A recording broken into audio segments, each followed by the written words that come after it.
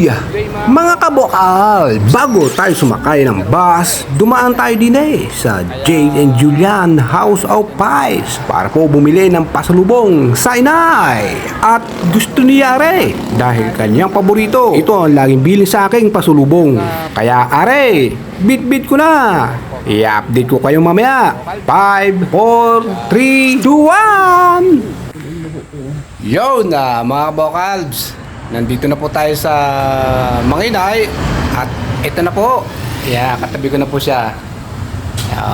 Ari na nga, ako'y pumasyal din sa aking bayang Sinilangan dahil miss ko rin naman ang aking inay. Minsan lamang ako makauwi din sa amin sa Santo Tomas, Batangas. Yan po ang ginagawa niya. May maliit naman siya na tindahan, pinagkakabalahan.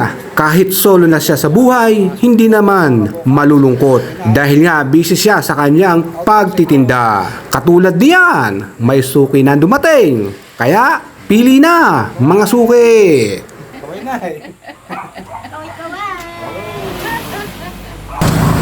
Ito po ang kanyang maliit na store. Ito na po yung kanyang pinagkakabalahan. Kunting tindahan pa. Kunting tindahan. Ang kunting puhunan ay mapapalaki balang araw.